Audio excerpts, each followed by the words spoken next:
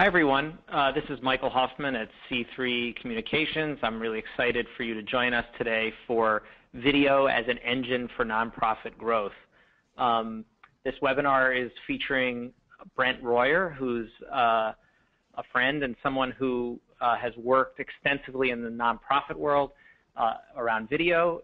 Brent was at St. Jude's Children's Hospital, and he'll tell us more about his background in a minute. And he's has a company now called Screen Deep Creative, and is working with organizations around the topics of video and video production, video planning, and the like, a lot of the things that we do at C3.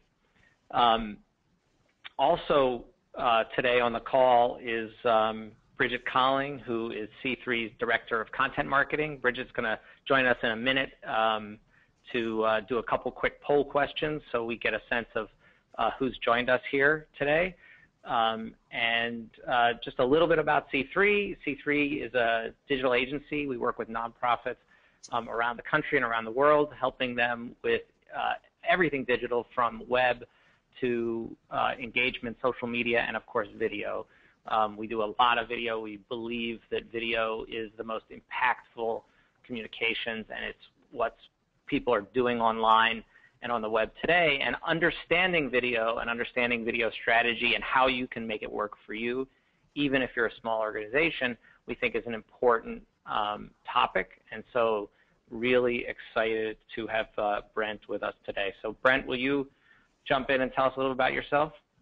Yeah, thanks, Michael. It's a real pleasure to be here speaking with all of you today, and thanks to everyone at C3 for inviting me to participate. Just a little bit about me so you understand my background. I started my career in broadcast journalism and then moved into television promotion, working mostly at local network affiliates. I moved from there to ALSAC St. Jude Children's Research Hospital about 13 years ago. I was hired as their first exclusive producer of video content for the organization. We, over that 13 years, built a full-service production staff and studio in the organization, and each year that team produced more than 250 unique pieces of video content. So we were a really busy shop, and just the volume of that can show you how the organization was really committed to using video as a marketing and communications resource. I left St. Jude last year for a family move, and I'm no longer in Memphis, but I am continuing to work as a consultant with nonprofit organizations, helping them map out their video marketing strategies. So now I'm going to toss it to Bridget, who is going to ask you a couple poll questions to get the webinar started, and then we'll dive into the information and content. Hi, everyone. So we just want to get a better understanding of the audience that's with us today. So the first poll question I'm going to send you, which you can see here, is: are you planning to produce a video in the next 3 months? I'll give you a few seconds to answer.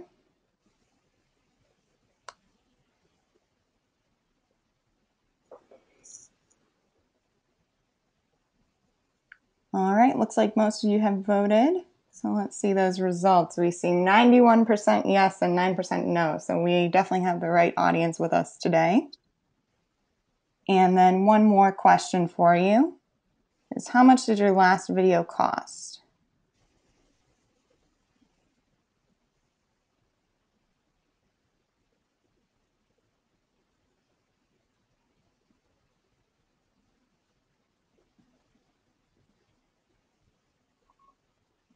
Okay, I see most of you have voted now. Yep, there we go. All right, here are our results. So we see a lot of people produced a video for free. Lucky you. We see a lot of people coming in between the 1K and 15K category, and then a few people as well between 26K and 50K. So I'm going to close this poll now, and I will turn it back over to Brent, who can lead us through the rest of the presentation. And I will be back at the end to field some questions from you. Great, thanks, Bridget. So I know we really want to jump into making video and how we develop great video content, but there's really an important thing your organization needs to do first, and that's establish your voice. Because your voice, some call it your brand voice, that really is the foundation for your storytelling strategy, no matter what the medium is, even if it's not video. And for some of you, your organizations probably have already done this. You've probably gone through some branding exercises and research that's helped you shape and define your brand, and that's great. You're ahead of the game. But some of you, maybe many of you, haven't worked through this process yet, and I'll tell you, and I'm sure Michael would agree, that this process is really critical.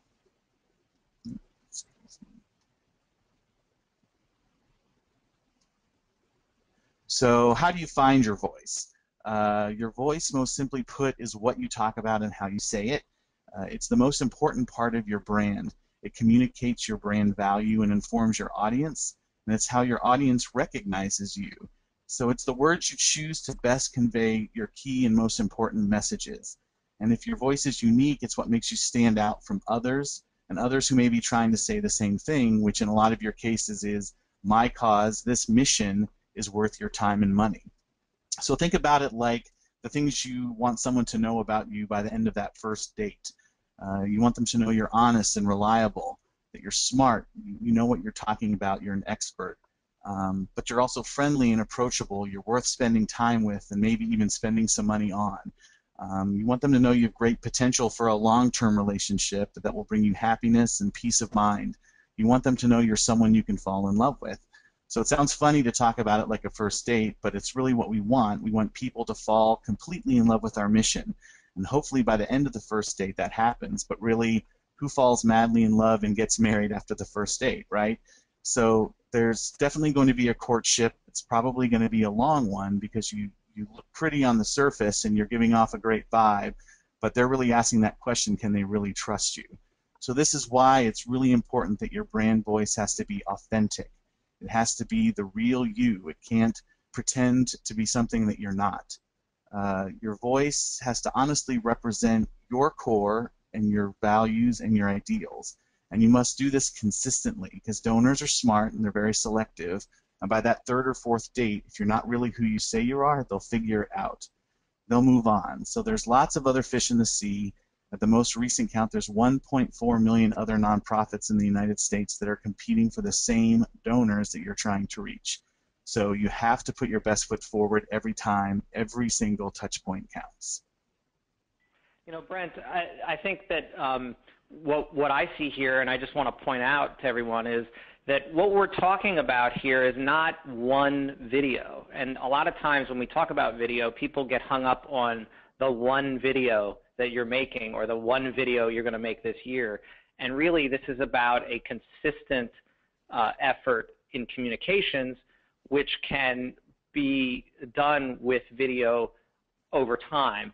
And when Brent shared that the volume, for example, at St. Jude, it's not that everybody can do that volume, but it's the idea of this consistent voice over time. And I think that that's just a really important thing to think about, is not simply planning this voice for the one video, but planning this voice for your long-term video strategy. Exactly, exactly. And it's really important that to understand who you're talking to, you really know your audience. And like Michael was saying, when your budgets are limited, you don't have the capacity to do, you know, a lot of videos and target those videos to specific demographics. You really have to find a broad, universal tone of voice that really works with all audiences. And your tone can be lots of different things. You can have an authoritative and informative tone. You can tell people, you know, we're the best at doing what we do. We're better prepared and equipped to take on this mission, and here's why. Or you can take the more emotional approach and garner sympathy and empathy from your donors. For example, you know, our family's lost everything and we need your help. You know, there's also the fun and zany approach, and that does have its place, especially in very targeted campaigns, but it has to be a targeted approach. Funny is really difficult to pull off, and it's probably not the best tone for sharing your mission. So that's probably one of the least used ones that I can think of. So there's a lot of different voices that we could have used to tell that St. Jude story. We have great relationships with celebrities who could speak on our behalf, draw attention through their notoriety. We had world-renowned doctors and scientists who could establish that credibility as leaders in treating childhood cancer. Any of these approaches could have been successful, but our experience was really showing us something different. experiencing the mission of St. Jude firsthand. So when people would visit the hospital, meet with our patients and families, hear their stories firsthand, that was something special and unique.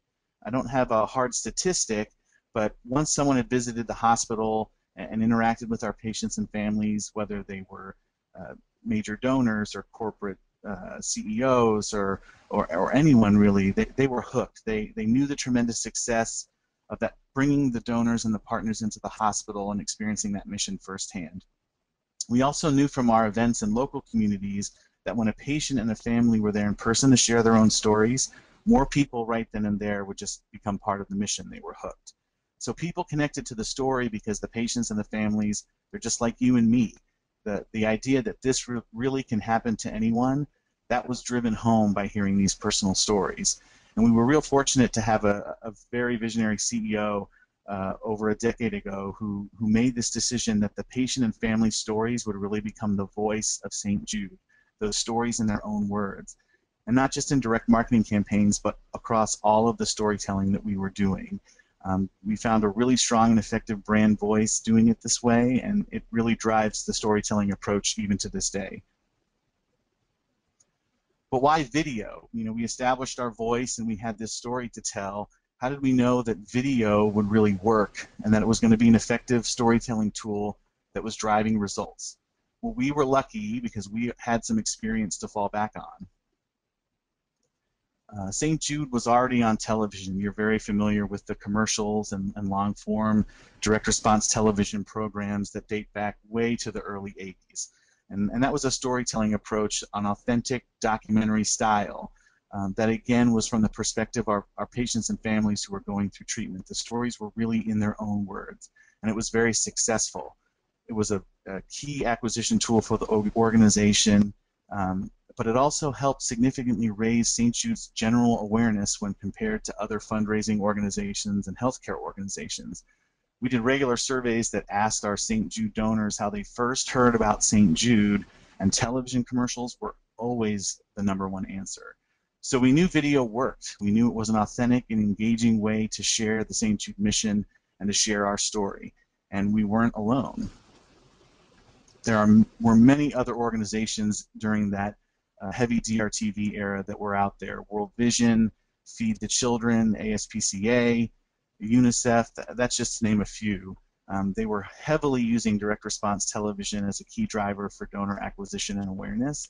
And trust me, if these organizations were not seeing positive results from the effort, you wouldn't have been seeing them on television because the cost of buying that media is really high. Also, other than television, the channels and platforms for video content at that time were pretty limited, practically non-existent. You had broadcast, again, which required aggressive media spending, or you had the delivery of hard copy media, which we did a lot of. We would send out DVDs and VHS tapes, but that was expensive unless you could do really large duplication runs.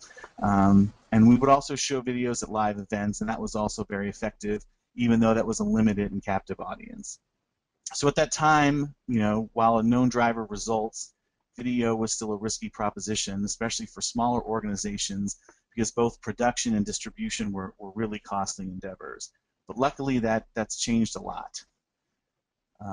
First, the model for video distribution has changed drastically, and you're all aware of that. We've had this explosion of all of these free platforms and channels. We have devices now that can handle video almost seamlessly. And these channels are key for not only distribution, but also for promotion of your video. So no longer did you have to rely solely on a paid broadcast media schedule to reach your audience with your video content.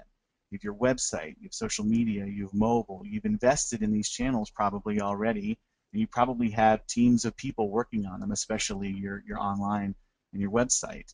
And these are really easily optimized channels to host and promote your content and deliver directly to your donor. And that's exactly what should be happening. Your web team, your strategists, and you should be mapping out how to prominently integrate video across your content strategy for all of your online channels. And the reason why is because your audience is already there. So now more than ever, video is how your donors, your partners, that's how they're working, they're living, they're playing, and they're engaging online. not only because of the increasing volume of video content out there, but because the overall experience for the end user from an ease of use and playback quality standpoint, it's nearly perfect. So gone are the days of waiting endlessly for video to buffer.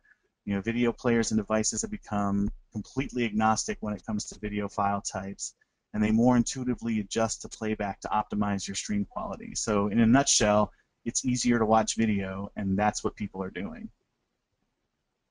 I think, Brent, just another thing that I could, if I could jump in for a second, is the expectations of people to just see things that are happening in the world, right? We have instant access to pretty much every story that happens, and we can see it in video.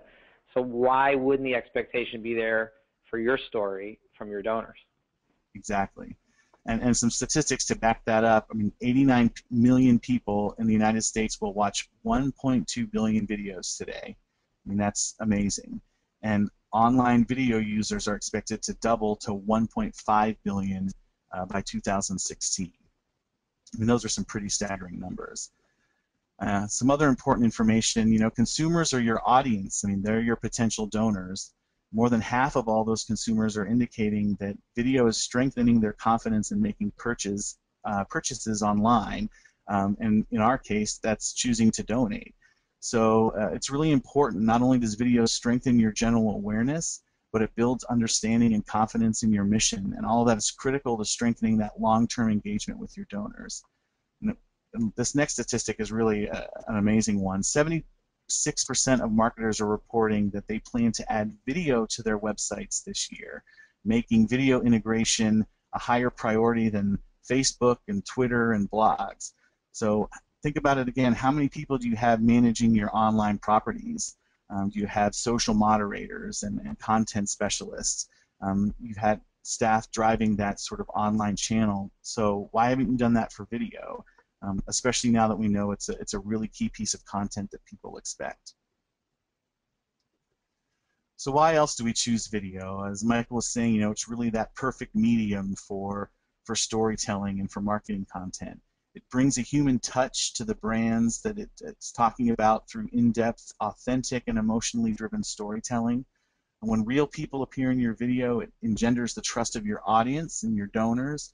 And with competition growing between nonprofit brands in almost every medium, especially online, this trust can make all the difference in not only acquiring donors, but continuing to engage with them all along the donor life cycle.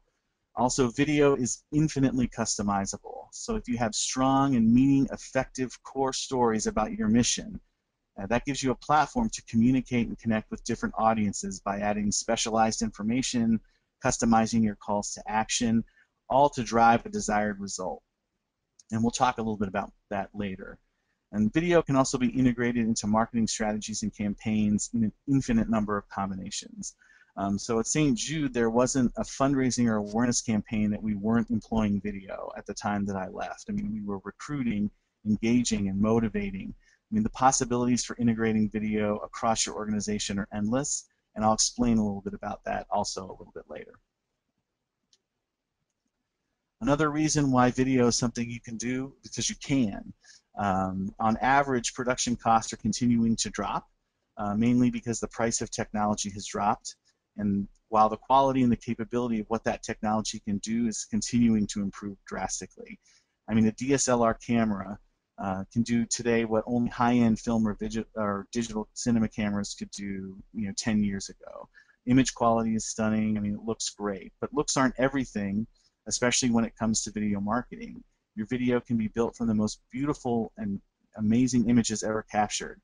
But if the story is not effective, if it doesn't align with your marketing strategy and achieve those specific goals and objectives, it runs contrary to your brand voice, and it could do more harm than good. It could threaten the trust you built with your donors. So remember, cheaper isn't always better. You want to be creating the most effective videos possible. So how do you do that? Hopefully by this point, we've given you some information to show you that video works and that it's a powerful storytelling medium. It conveys emotion and drives response, especially online video. How your donors communicate and engage online is what they're doing. So video, once considered to be too expensive to produce and to distribute, is really accessible to almost anyone, to any organization of any size. So as we said in the description for the webinar, if you're not deploying video as a key marketing tool, you're already late to the game. It is time to get started. So how do you do it?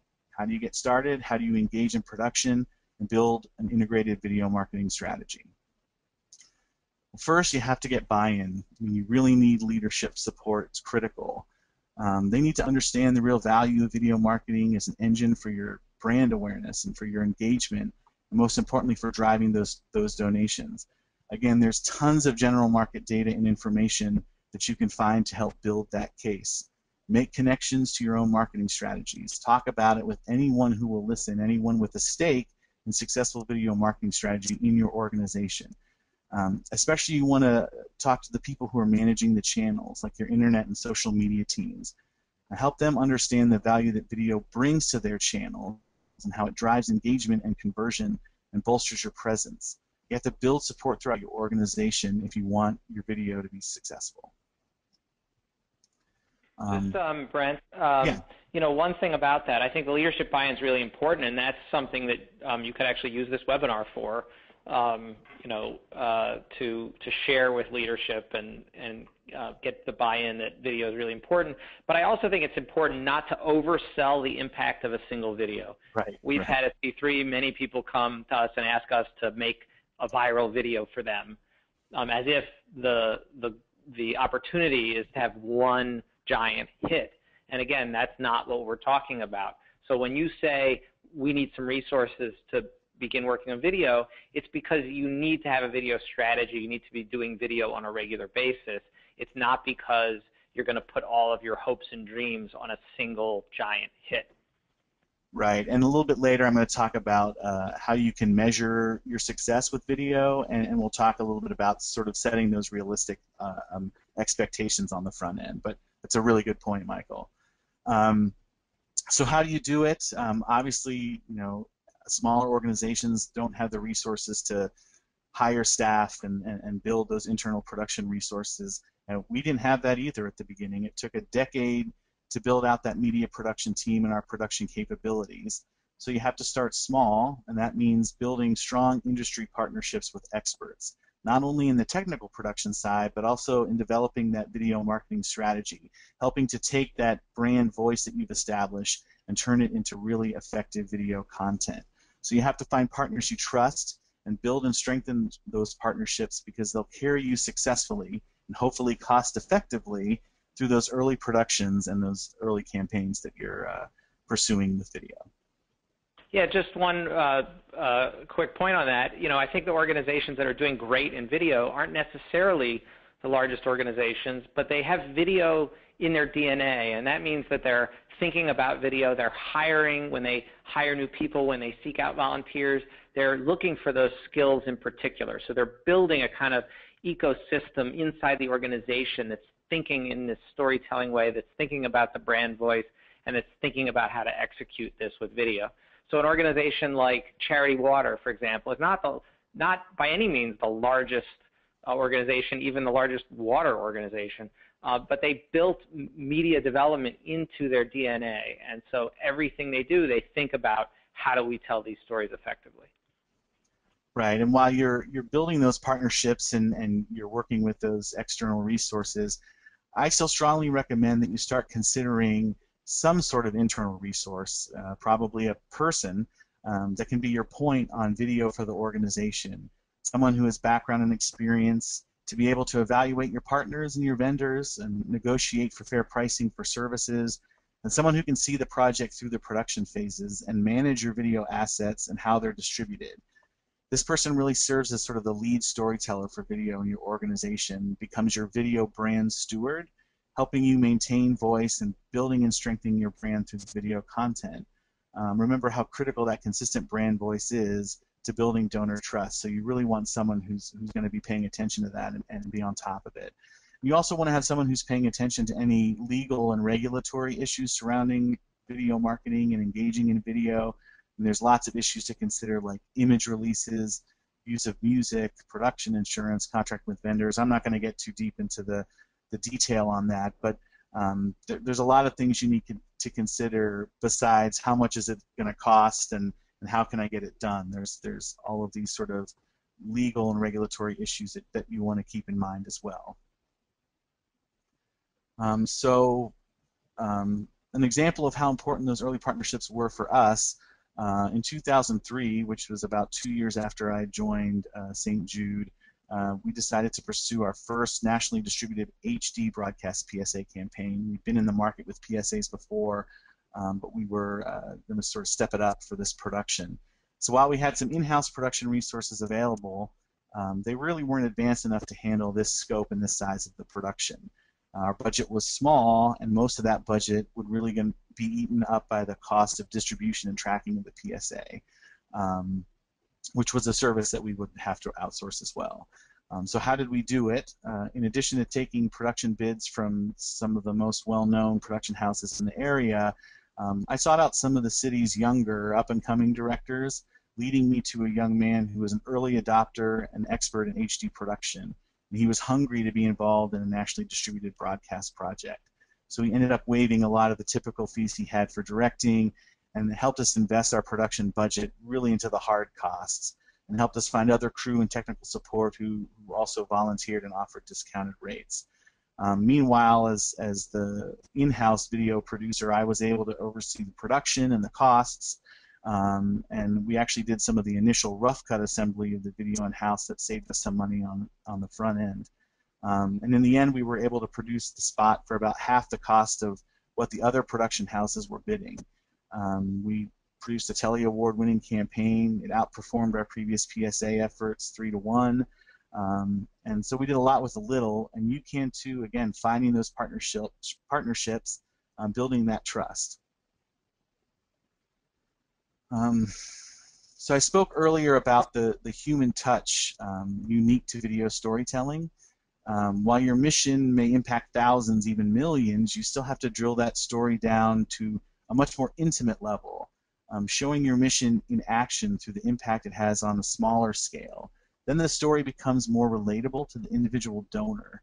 It shows in the most authentic way how even the smallest gifts can make a tremendous impact. You then put the experience and emotion generated by that story into the larger context. You know, this family we're helping is just one of thousands who are facing this battle. And you really build the perspective through the small, intimate stories and then build from there. So you have to get out there to where your mission meets the road, so to speak, and you have to start making a commitment to gathering the assets that will be the foundation for your storytelling. Even if you're not sure exactly how you're going to construct the final story, you really need to start documenting. You need to find the angles and approaches to building a narrative that you couldn't have imagined or constructed because you're out there in the field covering the story. Simply by documenting your mission, honing in on the experience from the perspective of those directly impacted. I mean, it's very authentic storytelling. And another important point, every great video isn't always video. I mean, think of the Ken Burns style of documentary that set the bar for storytelling using photography. I can't tell you how many videos we created in those early days that relied sometimes exclusively on animation of photographs. You know, we were fortunate to have a great in-house photography team to allow us to do that, but in any case, don't let the lack of video assets hold you back. If you have great visual assets, you can incorporate them into your productions and tell some really powerful stories. So as you start to craft the stories and those assets into videos, you write your treatments and your scripts, and you plan your location shoots, you start to produce content and review it. All along that process, you really need to be asking yourself some very important questions. Does your video reinforce your brand? Does it effectively employ your brand voice consistently? And does it integrate your brand assets, your colors, your fonts, your logos? Does this video do anything to threaten the brand? You really need to think about that. Does the viewer learn something new about the organization from this video, something they may have never learned before or known before? This is the information that keeps your video interesting and engaging. It also builds awareness and better understanding of your organization. So you want to ask, does this video effectively establish us and our organization as experts, the leaders, the best at what we do? Your video needs to sell. Does it have a strong call to action? Does it compel the average person to become part of your mission? Does it reinforce the virtues of your core values for those who are already on board?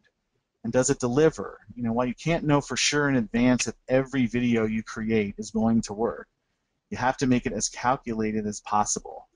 You have to make every creative choice based on your previous experience and your firm knowledge of the audience you're trying to reach and the results that you're trying to deliver. So when you ask, why did we make this choice? Did we choose this shot? Did we make this edit? Did we select this music? You really should have an answer every time.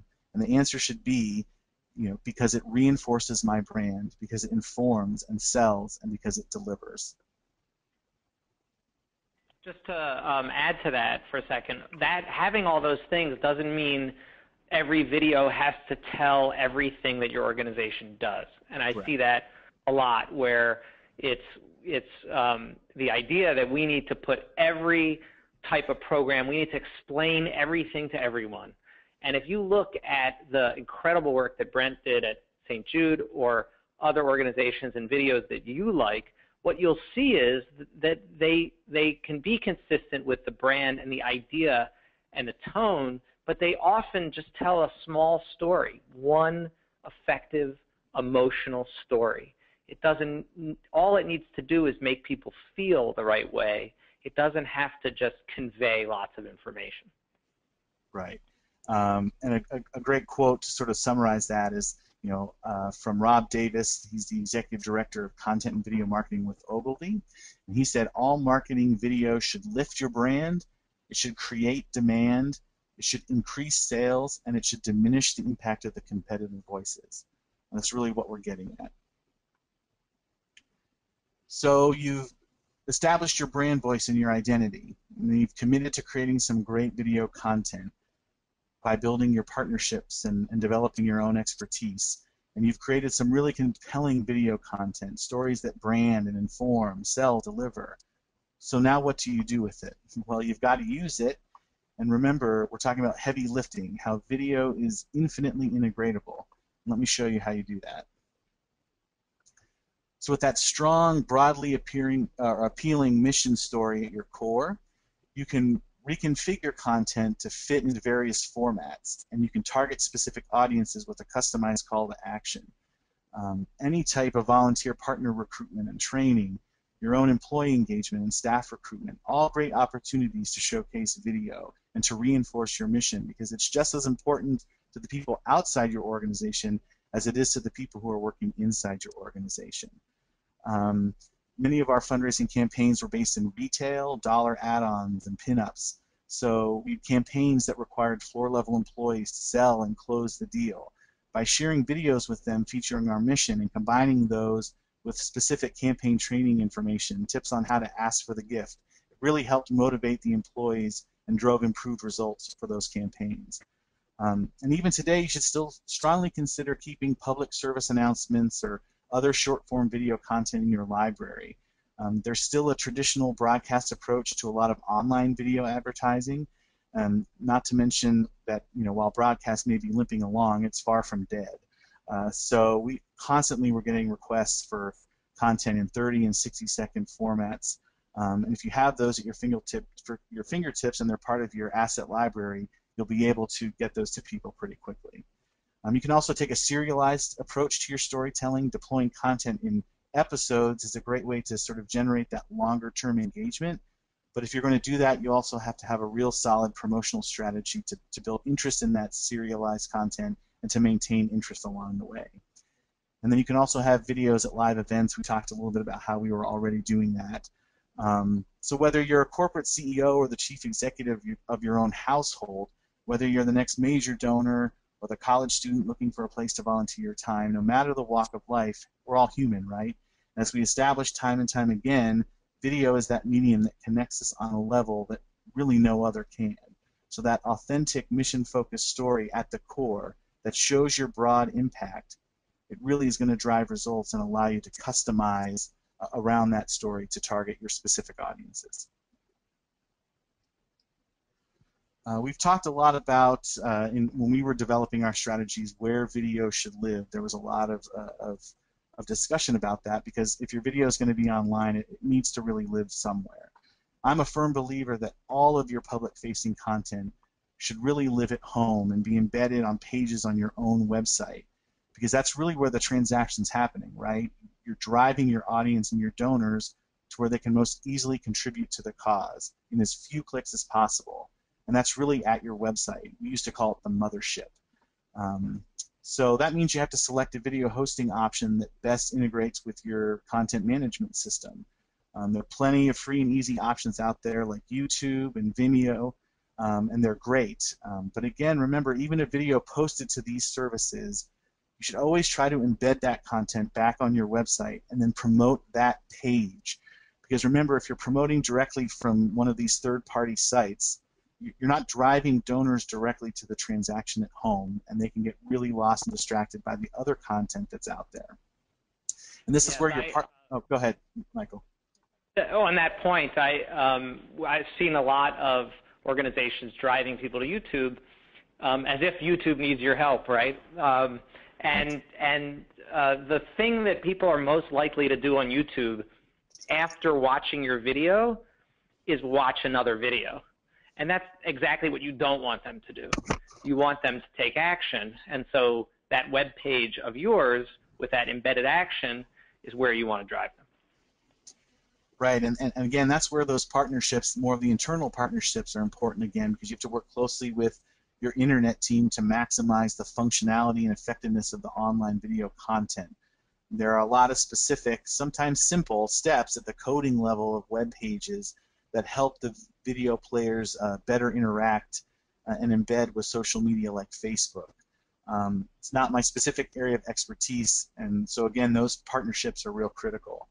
And remember, you've got to promote. You've got to promote, promote, promote. And your video can't do any work for you if you can't drive results, if people don't know it's out there. So you can just post it and hope for the best, but really your placement and your promotional strategy are critical to the success of your video online. Tell people where to find your video through social media, through email, and always encourage your followers to share that content with other people. Online video is a big piece of the strategy, but there are other pieces too. Like I said before, I can recall distributing hundreds, if not thousands, of VHS and then DVDs to get our video content out there, especially in the hands of our staff who was in the field across the country. They were the ones who were making donor visits and meeting with businesses and corporations for sponsorships. And we knew if we could replicate that emotional response to that in-person mission experience as much as we could, we had a better time of converting and getting people engaged with our mission. So, of course, thanks to mobile devices like iPads and iPhones, your staff can now carry your entire library of video right in their hands, no matter where they are, whether they're in the living room of a major donor or the boardroom of a major corporation, or they just happen to be sitting next to some power player on their next flight. You know, they can share that story right then and there. And by providing the content, you're putting better control over your story, and you're maintaining a consistent brand voice and building a stronger connection directly to your mission. So let your video and your story handle the emotional part of the pitch, and then let your staff make the ask and close the deal. And they can do that when they have the content right in their hands. So you've got content, it's hosted, it's posted, it's promoted. We've integrated video across our programs and campaigns. It's in the hands of our staff. It's prominently featured at live events. So how do you know it's working? I mean, you're going to need to report back to your leadership that the investment that you're making in your video marketing strategy is paying off.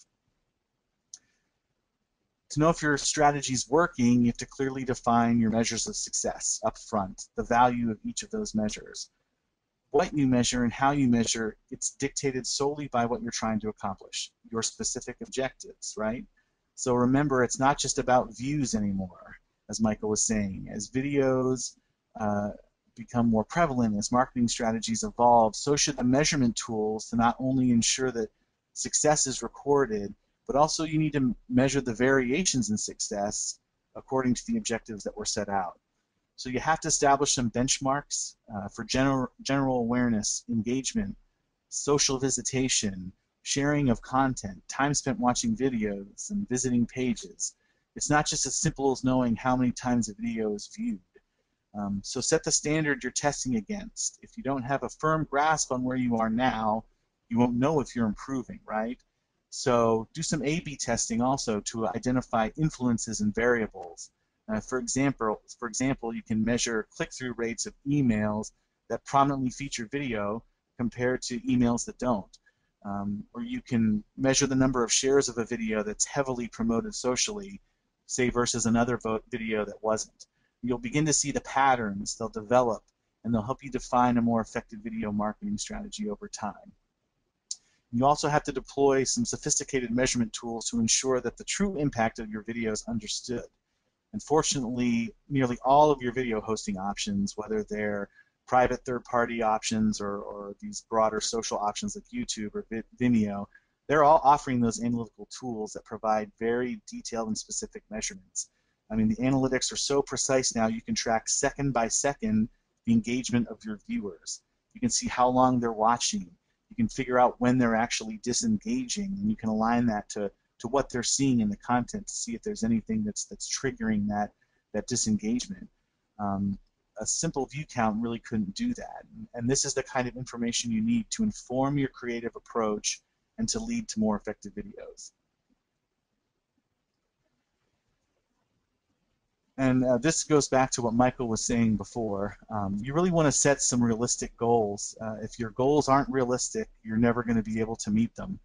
And there's this great quote by Bob Chiampa. He's the chief marketing officer at a video and digital company called Pixability.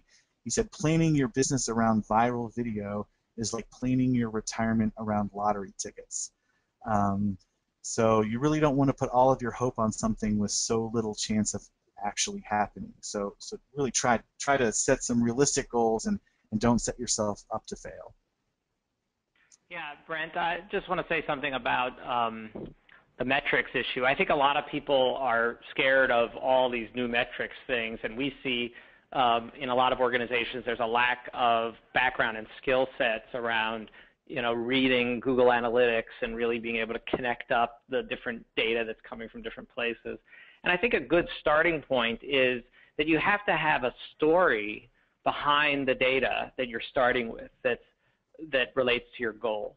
And what I mean by that is how will this video or the videos that you're going to create actually impact your organization?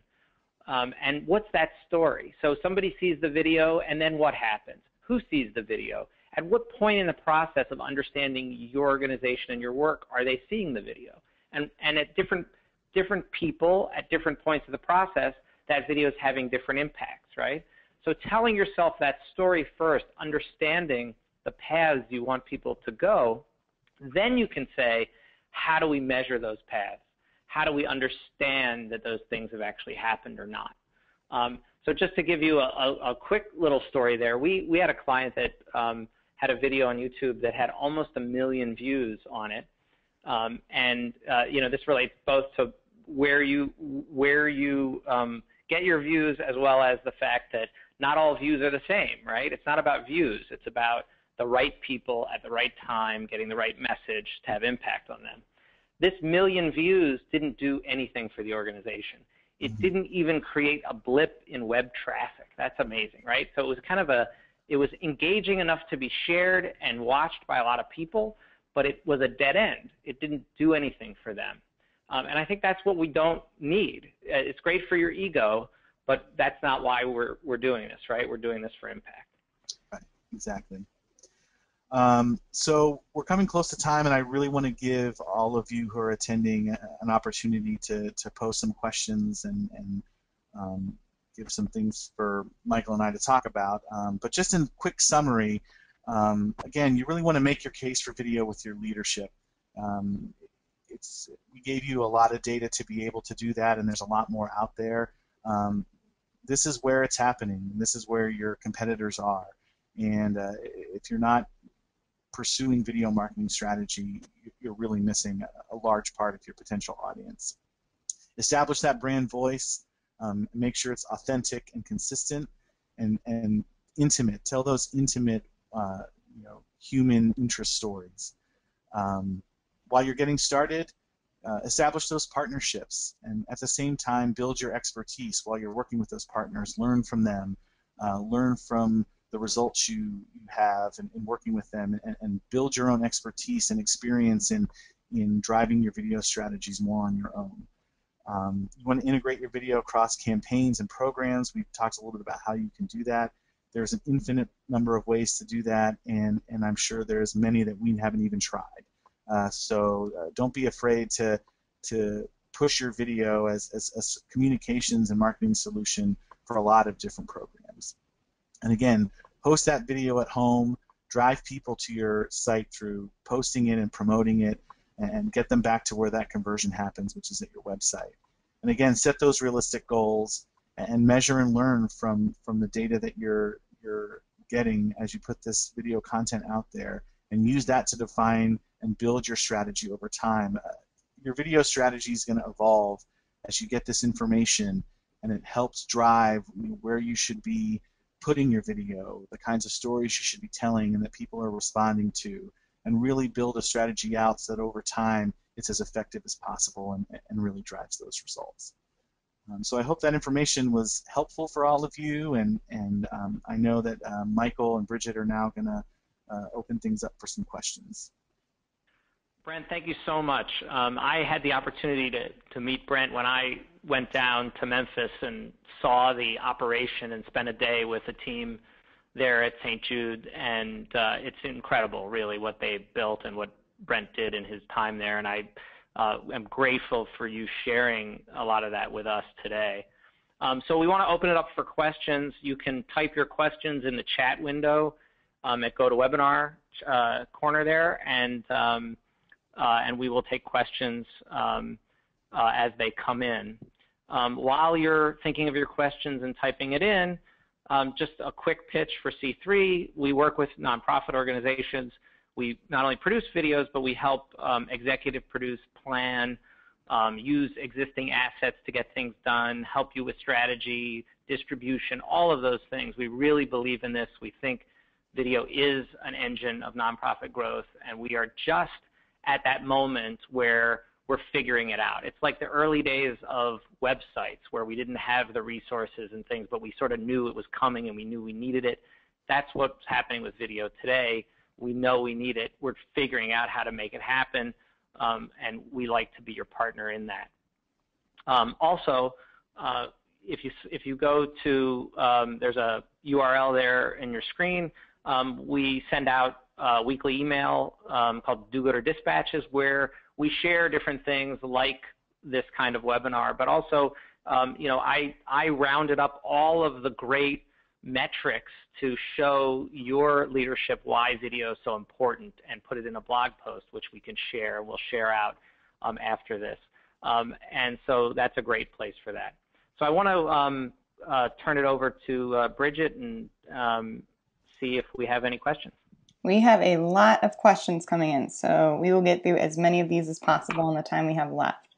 So the first one I have here is from Alejandra, who asks, if we are using YouTube to host online videos, does monetizing videos make a positive difference for a nonprofit? Do you recommend monetizing or not? So Brent, how would you respond to that question?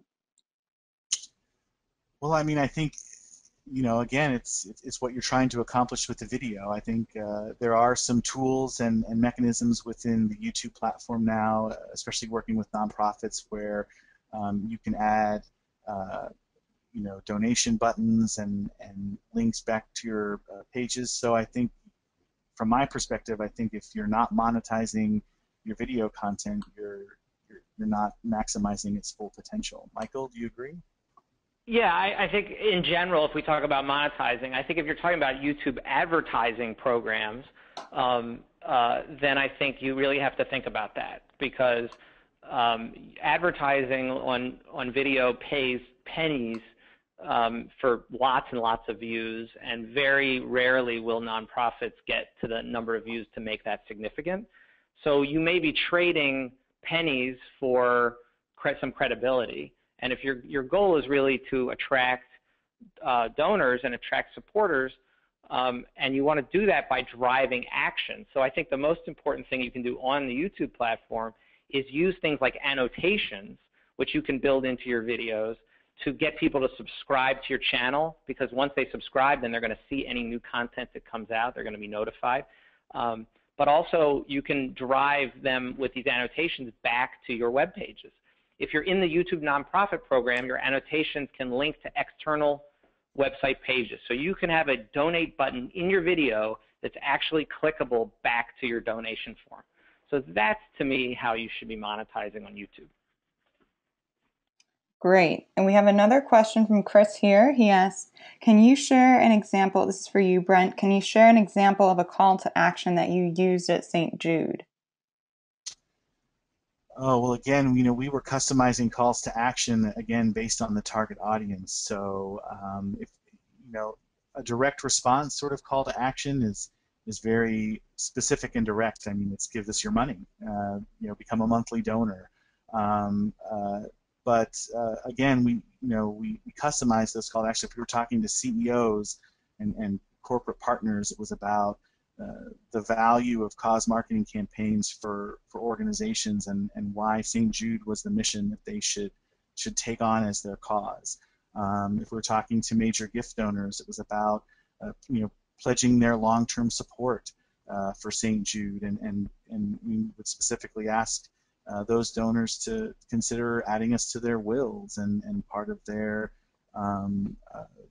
gift planning strategy. So again, they were infinitely customizable, and there were tens, of dozens of different ways we crafted a call to action. But again, it was always built specifically around the goals and objectives of that video and the target audience we were trying to hit. I love that point, Brent, because you may have a CEO target, and success may be having 15 people watch a video, because those are significant people, and you have a very specific call to action. So we're always in this headspace of looking at YouTube and looking at those view numbers, but we really have to get into that idea that we have these different audiences, and it's very easy to create multiple versions of the same content that then address those specific audiences. Exactly. We have another question here from Cyril, who says, one of my biggest challenges with video production has been a relatively short shelf life, since video takes more effort to revise, repurpose, and reuse as opposed to other content types. How do I plan and execute video that continues delivering value over the long haul?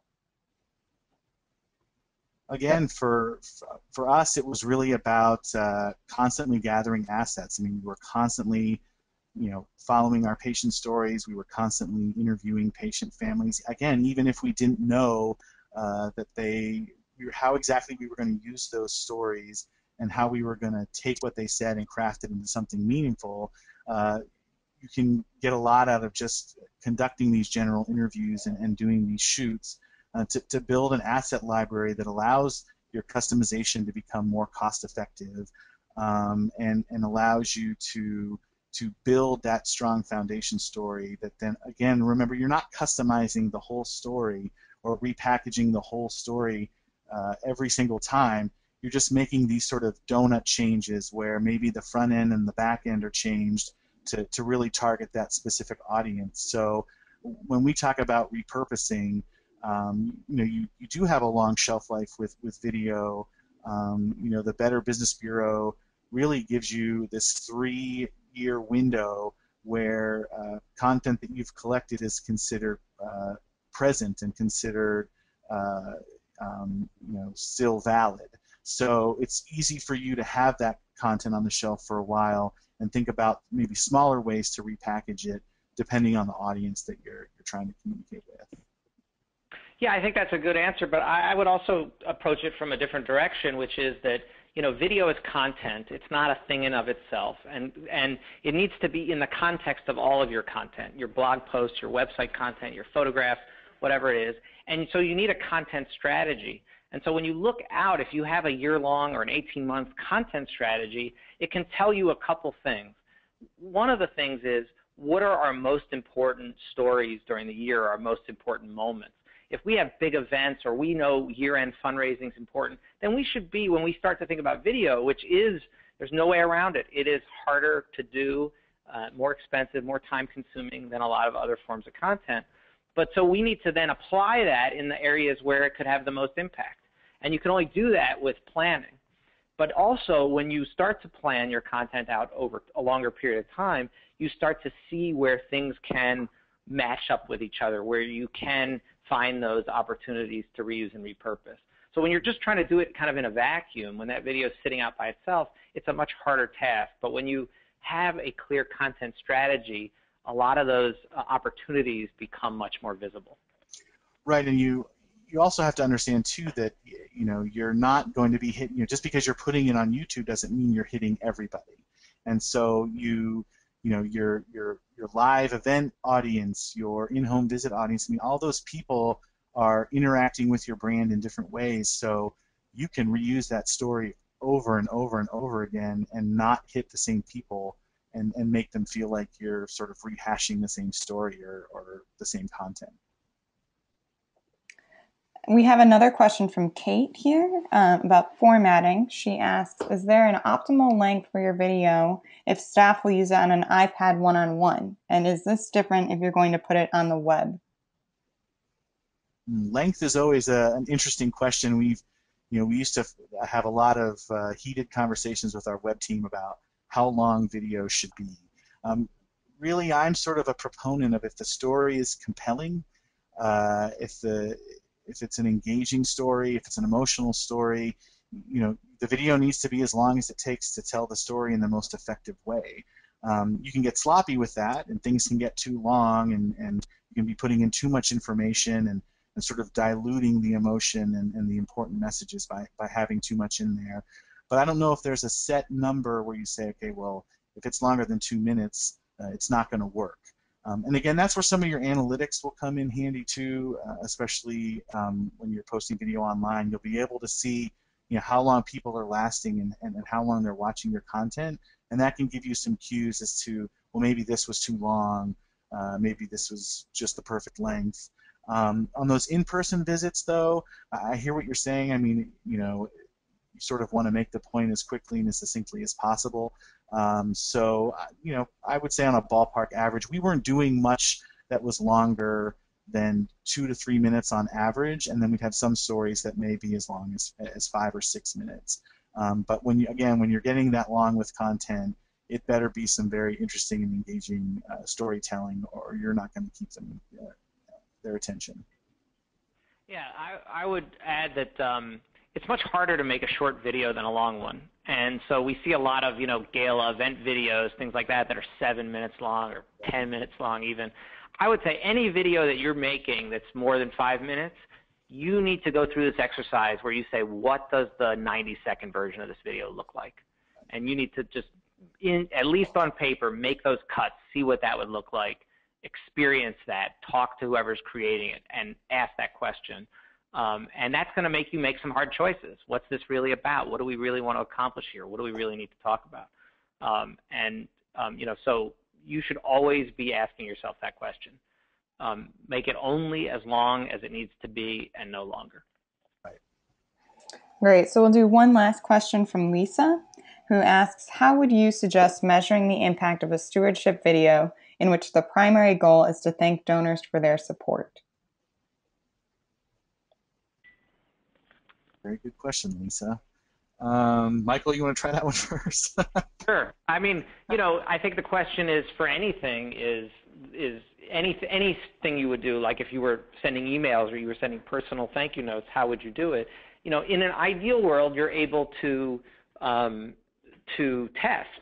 So if you sent half your donors that thank you video in an email after their gift and the other half you didn't, and then you watched and saw what happened to those groups, you would see an impact.